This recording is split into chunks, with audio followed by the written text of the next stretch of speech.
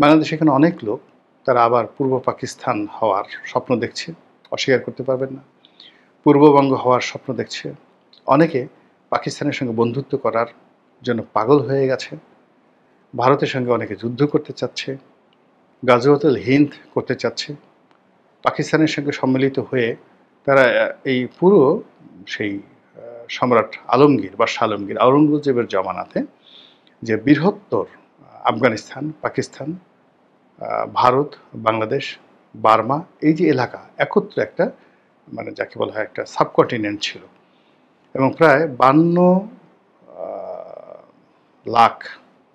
লাখ বর্গ কিলোমিটার এলাকা আওরঙ্গজেবের যে রাজত্ব ছিল এভার, এটা চন্দ্রগুপ্ত মৌর্য জমানাতেও ছিল না। এরকম একটা রাজত্ব এখন অনেকেই যে যারা তরুণ প্রজন্ম রয়েছে, তরুণ তুর্কি রয়েছে, যাদেরকে ইসলামিস্ট হিসেবে আখ্যায়িত করা হয়, তারা স্বপ্ন দেখছে, তারা হিসাব করে ফেলেছে।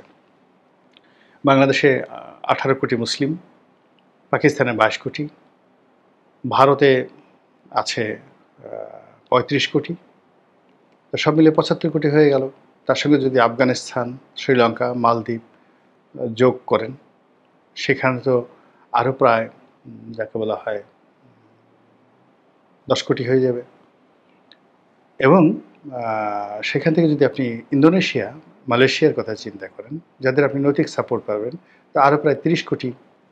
তো সব মিলিয়ে এই কটা দেশে অর্থাৎ বাংলাদেশ, ভারত, পাকিস্তান, তারপরে শ্রীলঙ্কা, তারপর ইন্দোনেশিয়া, মালয়েশিয়া, এই দেশগুলো একত্র করলে কয়শো কোটি মুসলমান হয়ে যায়, প্রায় 150 কোটি মুসলমান হয়ে যায়, বা মানে 100 কোটি মুসলমান হয়ে যায়।